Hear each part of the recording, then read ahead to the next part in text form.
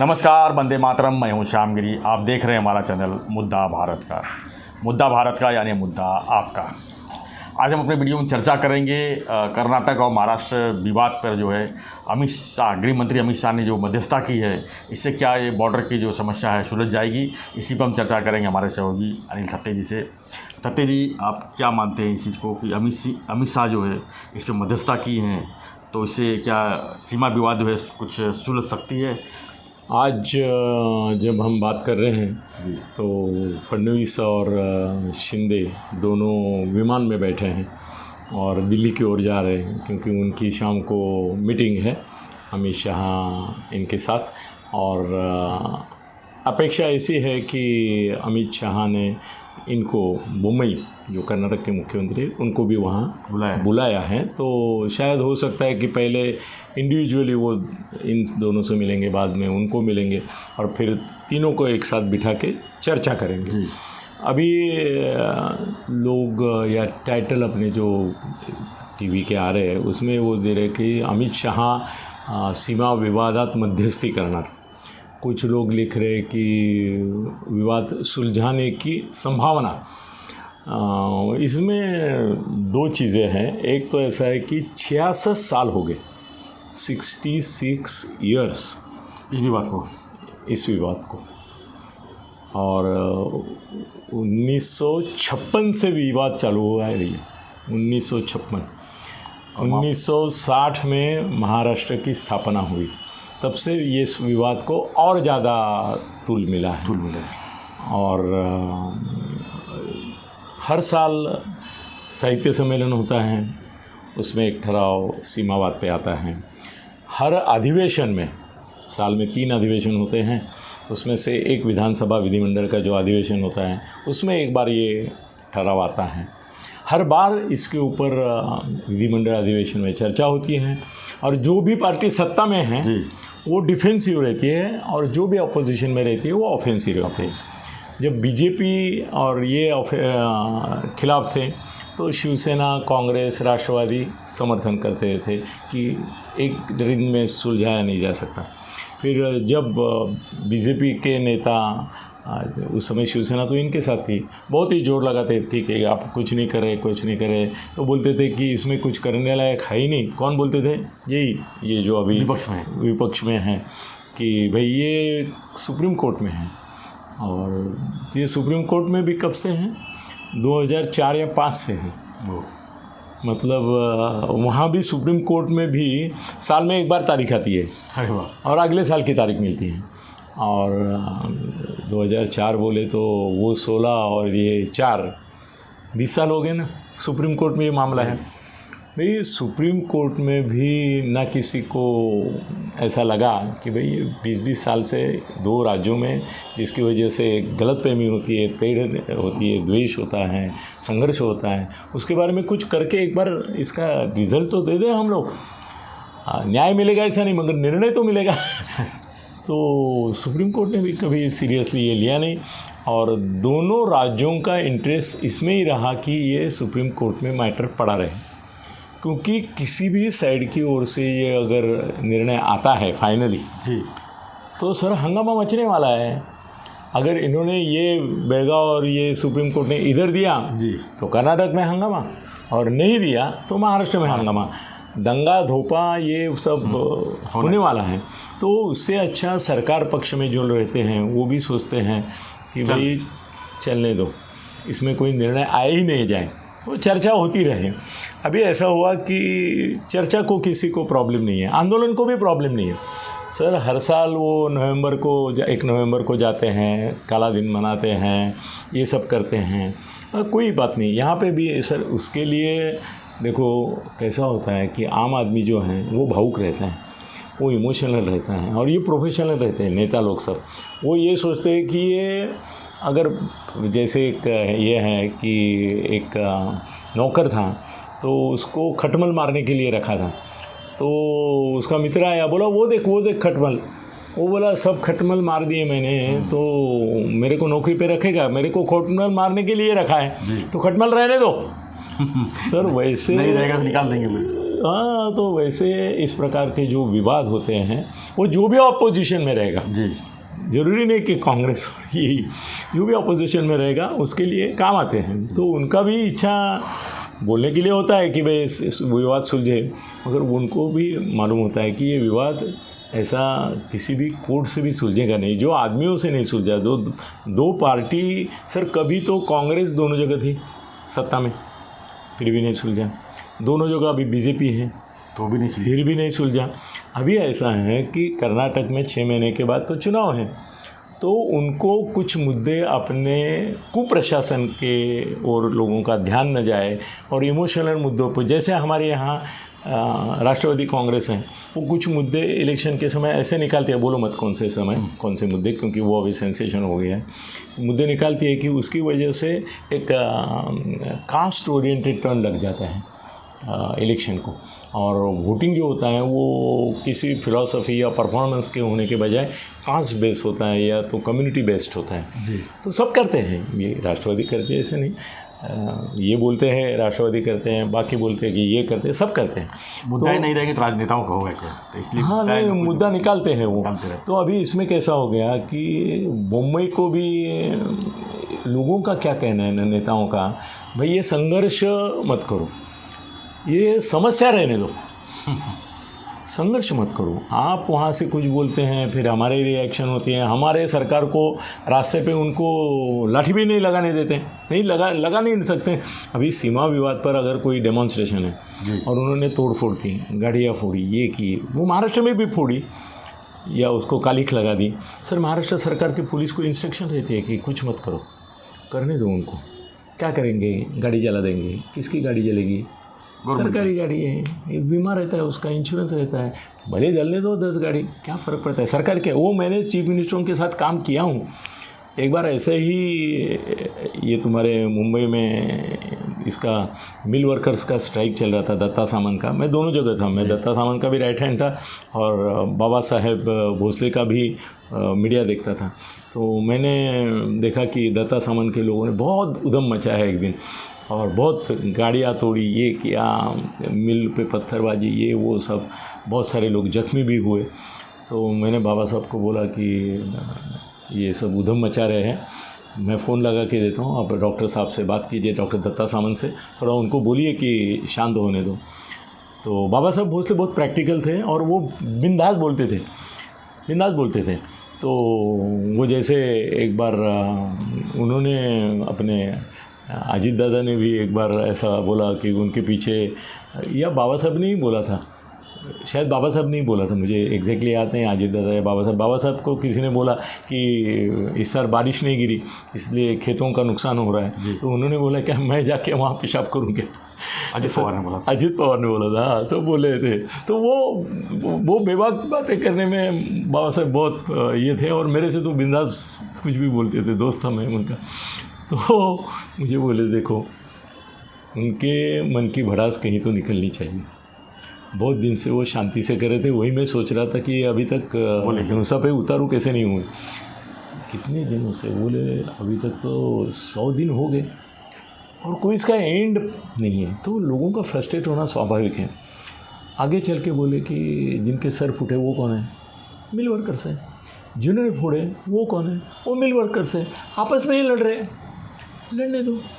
थोड़ा किसी मंत्री की गाड़ी पे पत्थर पड़ता है, उस समय नहीं पड़ते थे, अभी पड़ना शुरू हो गए, बोले थोड़ा मंत्री को होता है थोड़ा। उन्होंने तो यहाँ तक बोला, बाबा साहब भोसले ने बोले मेरे बाप का किया जाता है, गाड़ियाँ जली, ST बसेस जला दिए, इंश्योरेंस है, सरकारी मालमत्ता है, कुछ फर्क नहीं पड़ता। सर वो फिल्म बनी थी अनिल कपूर की, उसमें भी दिखाया सब। कौन सी फिल्म? जलने दो, ये हाँ, वो मुख्यमंत्री के इसमें रहती है वो।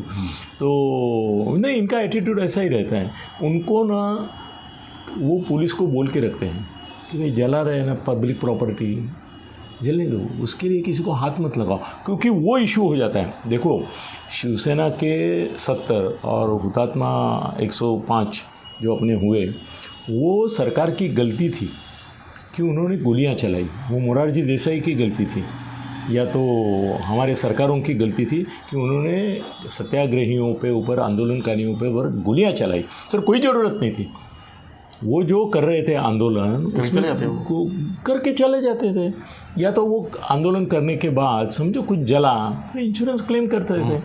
लोगों को मारना, सर अभी तो ऐसा हो गया है कि कहीं भी पुलिस ने ऐसा भी किया किसी को तो तुरंत उसके बारे में कैमरे में आ जाता है और सब कैमरे में आ जाता है और बोलते हैं कि देखो इसको ये किया।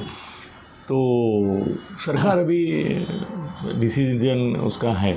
अभी देखो महाराष्ट्र में, कर्नाटक में जो हुआ उसका परिणाम तो महाराष्ट्र में होना ही था और होके रहेगा ही। उनको भी मालूम है कि हमने यहाँ 2 बस जलाई तो 2 बसों के ऊपर पत्थर उधर भी पड़ने वाला है, हम कालिक पहुँचेंगे तो महाराष्ट्र में भी होने वाला है।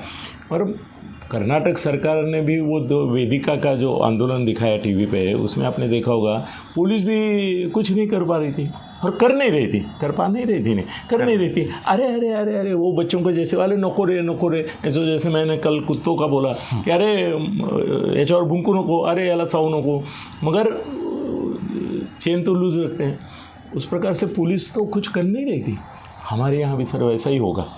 हो भी क्या है, हमारे यहाँ भी किसी आंदोलनकारी को किधर हाथ नहीं लगाया, जला रहे जलने दो, ये करो। सर सरकार को जलने की, आंदोलन की, हिंसाचार की चिंता नहीं है। बीच में एक आंदोलन हुआ था, नाम नहीं लूँगा, आप भी मत लो ना, एक पार्टी का आंदोलन हुआ सर। एक दिन में मुलुंड से लेके कुर्ला तक जितनी गाड़ियाँ रोड के साइड में खड़ी थी सब जलाए सर, या तो जलाई या फोड़ दी, और कम से कम 1000-2000 गाड़ियाँ तोड़ दी। एक आदमी के ऊपर भी उसके बारे में कोई गुनाह दाखिल नहीं हुआ, तो सरकार डरी भाई ये गुनाह दाखिल करेंगे तो ये और बात बढ़ेगी, हिंसाचार बढ़ेगा। चुप। कब की बात है सर? ये हो गए अभी 10 साल हो गए, 8-10 साल हो गए। तो कुछ नहीं किया, 1000 गाड़ियाँ तोड़ी, जला दी, कुछ नहीं किया। सर आज भी सरकार का एटीट्यूड पुलिस का जनरली ऐसा है कि भाई देखो अभी ये चंद्रकांत दादा के ऊपर हमला हुआ स्याही का, उन्होंने ही बोला कि कैंसर है, मुझे जानलेवा हो सकता था करके पुलिस ने 307 लगाया। अभी पब्लिक प्रेशर क्रिएट हो गया, अपोजिशन वाले बोले स्याही फेंकने के लिए ये होता है कि हम भी फेंकते हैं, आपने भी फेंकी है जी, इन्होंने भी फेंकी है ना जी, इन्होंने भी फेंकी है, तो 307 कलम हटा दिया। फिर बोले कि पुलिस क्या कर सकती है, इतना अचानक आके कोई करेगा तो नहीं कर सकती जी। तो वो 11 पुलिसों को सस्पेंड किया था, निलंबन किया था, सबका वापस लेके उनको इधर उधर बिठा दिया। अभी ऐसा है कि 307 भी हटा दिया। फिर दूसरे दिन सर 52 कूड़े के खिलाफ स्याही फेंकी। कल दिखा रहे थे कि किसी पार्टी ऑफिस के ऊपर बीजेपी के, वहाँ स्याही फेंक रहे थे। सर अभी ये स्याही फेंकने को एक मान्यता प्राप्त हो गई, वो गवर्नमेंट अप्रूव्ड आंदोलन हो गया एजिटेशन कि भाई आप सही फेंक सकते हैं, आपको 307 नहीं लगेगा, आप वायलेंस मत करो, जला बिलाने के चक्कर में क्यों पड़ते हो, सही फेंक दो, भाग दो, हम पकड़ेंगे दूसरे दिन छोड़ देंगे, ये सर छूट जाएंगे अभी। ये तो ऐसा है कि अभी आते हैं मेन मुद्दे पे जो सीमा विवाद का और शाह। सर कैसे है ना कि अभी तक इतने गृह मंत्री हुए ना देश के या प्रधानमंत्री, सब ने कभी ना कभी इन लोगों को बिठाया। कांग्रेस के 2 है तो भी बिठाया, ऐसे है तो भी बिठाया, बातें की, मगर कभी कुछ हल नहीं निकला, क्योंकि हल निकलने वाला है ही नहीं। जिसके ताबे में जो है वो ये छोड़ नहीं रहा है, और जिसके ताबे में जो नहीं है वो चाह रहा है। और उसमें सर ऐसा है कि एक भी विलेज महाराष्ट्र का कॉम्प्रोमाइज़ होता है तो कॉम्प्रोमाइज़ में सर लेन देन होती है जी। एक भी विलेज अगर शिंदे फडणवीस छोड़ने के लिए राजी होते हैं, बोलते चलो ये हमको दे दो, उसके बदले ये ले लो, सर अपोजिशन ये नहीं बोले कि ये आपने पाया, आपने क्या खोया, उसके ऊपर बवाल मतलब आगजनी हो जाएगी सब जगह। तो इतना आसान नहीं है। दूसरी बात यह है कि शाह अमित क्या बोलेंगे, भाई शांति रखो, तुम भी ज़्यादा उछल कूद मत करो, तुम भी रिएक्शन में कुछ ज़्यादा बोलो मत जी, मुंह बंद रखो। सर ये मुंबई अगर बोलते नहीं थे ना तो ये सीमा विवाद खड़ा ही नहीं होता था। मुंबई बोले, वो बोलने से ये विवाद है। विवाद अपनी जगह 66 साल से है, 66 साल से 66 ईयर से विवाद है, संघर्ष नहीं था। होता है बीच बीच में, उतना ही होता है, 2-4 दिन चलता है, फिर शांत हो जाता है, फिर अगले साल होता है, वो सालाना प्रोग्राम के जैसा होता है। अभी मुंबई बोले तो बोले, शाह की मीटिंग बाद बोले कि उनको मिलने से क्या होता है, और वो देखो कैसा है कि मुंबई बोला कि महाराष्ट्र के खासदार जाके मिले, उनको मिलने से क्या होता है, और खुद आज लेके जा रहे हैं उसके खासदार। मतलब तुम हमको ये बोले और अभी तुम ही जा रहे हो, इसका मतलब तुम समझते हो। सर ऐसा है कि ये मैटर कोर्ट में है, सुप्रीम कोर्ट में जी। अगर मोदी और शाह इन्होंने इन दोनों को बोला कि आउट ऑफ कोर्ट सेटलमेंट करते हैं जी। सर, आउट ऑफ कोर्ट कोई भी सेटलमेंट यहाँ की और वहाँ की जनता मान्य नहीं करेगी, क्योंकि उसमें लेन देन ही होना है और वो मानेंगे नहीं। सर अगर महाराष्ट्र को बेलगांव दे दिया, समझो जी, शाह और मोदी ने डिसाइड किया चलो बेलगांव दे देते हैं, उसके बदले थोड़ा ऐसा एडजस्ट कर। सर जैसे ही बेलगांव जाएगा पूरा कर्नाटक जल उठेगा, पूरा कर्नाटक जलना चालू हो जाएगा, और अगला 6 महीने के बाद जो इलेक्शन है वो हार जाएगी बीजेपी। तो कोई भी उन्होंने वो चांस लेंगे नहीं और चांस देंगे भी नहीं। तो ये ऐसा है कि ये खाली उनको इतना ही समझा सकते हैं, भाई मारामारी मत करो। वो पिक्चर में दिखाते हैं ना परेश रावल, वो मेरे को छोड़ो, किसी ने पकड़ा ही नहीं है वो तो मेरे को छोड़ो, मैं इसको दिखाता हूँ। वही नूरा कुश्ती बोलते हैं उसको, मतलब खाली लुटू पुटू ची लड़ाई वो करो तुम। वो भी अभी शांति रहो, तुम भी गप्प बैठो। चर्चा का मराठीमध्ये आम्ही चर्चेचं गुऱ्हाळ म्हणतो, तो उसका ये रहता है ना, वो चलता रहता है, बैल घूमता रहता है, वो चालू रखो चर्चा। आज आप मिले, कल वो मिले, कल चर्चा हुई, कल उनका शिष्टमंडल आया तो आप स्वागत करो, आपका शिष्टमंडल उनके पास जाने दो। आप कर्नाटक भवन उधर बना रहे हो तो उनको महाराष्ट्र भवन बनाने के लिए जगह दो, सामंजस्य रखो। तो कोर्ट में ये मैटर है, कोर्ट बोलेगा ना कल सर हमारा सुप्रीम कोर्ट की बैग कम है क्या, अगर इन्होंने आउट ऑफ कोर्ट सेटलमेंट किया और ये गए तो बोलेंगे 2004 से 16 और ये 20 साल हमारा टाइम क्यों वेस्ट किया। हर साल हम आपको तारीख देते थे, फिर ये करते थे, तो हमारा अवमानना है, ये हमारा ही डिसीजन रहेगा।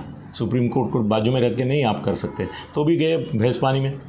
और सुप्रीम कोर्ट को बाजू में रख के कोई भी इसका समाधान नहीं होगा। और दोनों राज्य इतने संवेदनशील इसके बारे में हैं कि इसके लिए ये सवाल, ये प्रॉब्लम कायम रहे, मगर उसका विषय बना रहे, मगर उसका हल नहीं निकले। इसमें दोनों ही पार्टीज को एक तरह से रिलीफ है, दोनों राज्यों को। पार्टी तो एक ही है, और ये कांग्रेस वालों ने भी किया है और इन्होंने भी किया है, तो उसमें कोई फ़र्क नहीं आएगा। मेरे को लगेगा कि मोदी और शाह को धन्यवाद देंगे, मुंबई भी बोलेंगे उन्होंने मध्यस्थता करने से एक शांति बनाई रहेगी। फडणवीस और शिंदे भी बोलेंगे कि हम उनके आभारी हैं कि उन्होंने मध्यस्थता की, अब हमारा संघर्ष खत्म हुआ, बातचीत जारी रहेगी और बातचीत से कुछ होगा नहीं। ये सुप्रीम कोर्ट का जब आएगा, कितने सालों में आएगा क्या मालूम है।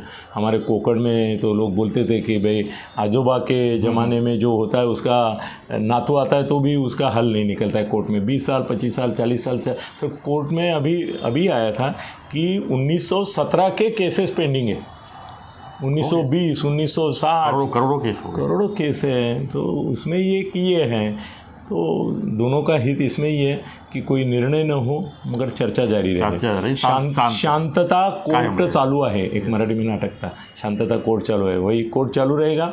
और अभी इसमें जो एक फ्लेयर अप हुआ है वो शांत हो जाएगा, उतना भी दोनों राज्यों के लिए रिलीफ है। धन्यवाद। तो हम चर्चा कर रहे थे कि कर्नाटक और महाराष्ट्र सीमा विवाद पर। अब हम नज़र डालते हैं थोड़ा सा आज की सुर्खियों पर। तो तत्ते जी एक पेपर के हम कुछ सुर्खियों शुरू किए हैं, इस पर चर्चा करेंगे थोड़ा सा कम से कम समय में। इसमें एक सुर्खियाँ बनी हुई सर, मुंबई की एक अखबार है, बीएमसी कमिश्नर के खिलाफ सभी पार्टियां एकजुट हो गई हैं भाजपा को छोड़कर। बीएमसी कमिश्नर जो है इकबाल सिंह चहल हैं और उन्होंने काफ़ी टेंडर्स जो है, पुराने टेंडर जो जब ये नगर सेवक लोग थे, अभी तो सब रिटायर हो गए, मतलब कि उनका कार्यकाल खत्म हो गया है, तो अब ये उनके टेंडर सब जो है उन्होंने कैंसिल कर दिए हैं। उसको लेके जो है ये जो है सभी पार्टियां एकजुट होकर उनके खिलाफ हो गई है, खाली भाजपा को छोड़ के। तो आप क्या मानते हैं सर? इसमें मज़े की या विटंबना की बात यह है कि इकबाल चहल के खिलाफ सबसे ज़्यादा आरोप बीजेपी ने लगाए। यस, जब एमवीए सरकार थी सबसे ज़्यादा लगा है। और हमेशा वो बोलते रहे कि ये करप्शन का जो गंगोत्री है, मूल स्रोत है, वो इकबाल चहल है। अभी वो कोई भूमिका लेने से बच रहे हैं, क्योंकि इकबाल चहल को अभी महाराष्ट्र के उप मुख्यमंत्री जो फडणवीस साहब है, उनका आश्रय प्राप्त है। वो उनके खास माने जाते हैं और पहले भी माने जाते थे। तो अभी ऐसा है कि इकबाल चहल के खिलाफ एकजुट होना बाकी लोगों के लिए ठीक है, पर इनके लिए फडणवीस नाराज हो जाएंगे। बीएमसी चुनाव है आगे। हाँ, दूसरी बात ये है कि इकबाल चहल जो है वो किसी की सुनते नहीं है। वो थोड़े से हुकुम शाह के तरफ है और उनको गवर्नमेंट ने अधिकार दिया हुआ है। महाराष्ट्र गवर्नमेंट अगर अधिकार देती है तो वो देते समय यही सोचती है कि इन्होंने जो मनसे से लेके, शिवसेना से लेके, राष्ट्रवादी, कांग्रेस, ये सब ने जो किया है उसको फेरबदल कर दो। वही तो काम करने के लिए उनको अभी ताकत दे रहे हैं। तो ये इनका, हाँ, तो सर कैसा है कि इन्होंने अभी क्या होता है ना, इसमें प्रॉब्लम आता है, एडवांस लेते हैं ना आजकल, वो एडवांस वापस करना ध्यान पे आता है। तो वो ठीक है, उससे कुछ नहीं होगा। इकबाल चहल का सर हम बात करें तो अभी इकबाल चहल का लेटर भी आया है खुलासे करने वाला कि इस तरह से जो आरोप है वो गलत है और मैंने कुछ ऐसा किया नहीं है कि जो संविधानिक चौकट में नहीं बैठता है। तो वो जब तक फडणवीस का आशीर्वाद उनके सर पे है, इकबाल चहल का कोई कुछ बिगाड़ नहीं सकता। सर, दूसरा सुर्खियाँ है, शीतकालीन अधिवेशन में जो है 21 विधेयक पेश होंगे, जो नागपुर अधिवेशन शुरू होने जा रहा है अभी, तो उसमें जो है 21 विधेयक पास होंगे, उसके ऊपर एक सुर्खियाँ बनी हुई है। हाँ, नहीं, इसमें मैं वो 21 विधेयक होते या 2100 होते, इसके ऊपर मैं ज़्यादा इंटरेस्टेड नहीं हूँ। मैं इंटरेस्टेड इसमें हूँ कि कामकाज चलेगा क्या। हाँ। अभी महाआघाड़ी का जो मूड दिख रहा है हमको, तो मेरे को ऐसा लगता है कि शिंदे और फडणवीस रोज़ सुबह अधिवेशन में आएंगे, फिर हल्ला गुल्ला चालू हो जाएगा, जोर शोर से शोर ऐसा मचेगा कि कामकाज मुश्किल हो जाएगा। पहले 2-3 दिन जो हैं वो सरकार है वो देखती रहेगी, वो जो हमारे नार्वेकर साहब हैं वो स्थगित कर देंगे एक दिन के लिए, पहले 15 मिनट, बाद में आधा, वो चलता रहता है, सिस्टम है। 15 मिनट, बाद आधा घंटा, फिर आज दिन के लिए, फिर दूसरे दिन सुबह 15 मिनट, आधा घंटा आज के लिए, फिर 3 दिन के बाद जो हमारे विधानसभा के अध्यक्ष होते हैं वो मुख्यमंत्री और इनके साथ बैठते हैं और बोलते हैं कि इनका शोर चलने दो, अपना जो विधायक हैं वो आप पेश करो और मंजूर वो शोरगुल में ही मंजूर, आवाज़ी मतदान मंजूर वो करते रहेंगे। और ये 21 जो हैं जिसके लिए उनको 10 दिन का अधिवेशन चाहिए था, वो 3 दिन में ख़त्म कर देंगे। दो दिन में नहीं, लास्ट के नहीं, पहले 2-3 दिन में, पहले 3 दिन नहीं होगा कामकाज, बीच में कर देंगे और बोलेंगे अभी कामकाज बाकी नहीं है, चलो बंद करो, ख़त्म। ऐसा भी हो सकता है, ऐसा हुआ है कई बार। तो कैसा है ना कि विधानसभा चलने नहीं देंगे अपोजिशन वाले, क्योंकि यही मौका है उनको विधानसभा में सरकार को एक्सपोज करने के लिए, सरकार को हमला करने के लिए काम रहता है। हाँ, और स्थानिक स्वराज्य संस्था के जनवरी में अगर चुनाव आने वाले हैं सब जगह, तो दिसंबर का महीना है जब ये अधिवेशन भी आ गया। हाँ, मतलब अभी 19 दिसंबर से हैं उसका अधिवेशन, तो शोरगुल मचाएंगे, तो जनवरी में होने वाले इसके ऊपर असर आएगा।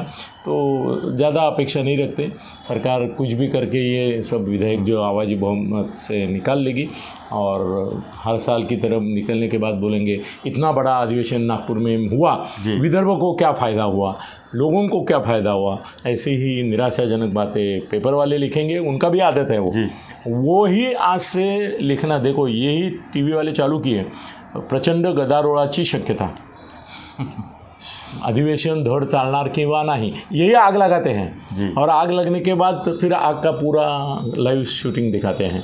आग लगाने वाले में मीडिया वाले, ये मीडिया का कैमरा अगर बंद किया जाए विधान भवन में जो बिठाया है और लोगों को दिखता है वो, सर इनमें से आधे तो आएंगे भी नहीं अंदर, उनको वहाँ से दिखाना है लोगों को, इसके लिए ज़्यादा आते हैं। चलो, धन्यवाद सत्य जी। तो हम चर्चा कर रहे थे कुछ सीमा विवाद के ऊपर महाराष्ट्र और कर्नाटक के, और उसके बाद कुछ 1-2 सुर्खियों के ऊपर भी चर्चा की है। आपका क्या राय है इसके ऊपर, आपका क्या कहना है इस पर, आप हमें कमेंट बॉक्स में लिखिए और हमारा वीडियो अगले वीडियो के लिए बने रहिए। धन्यवाद। जय हिंद, जय महाराष्ट्र।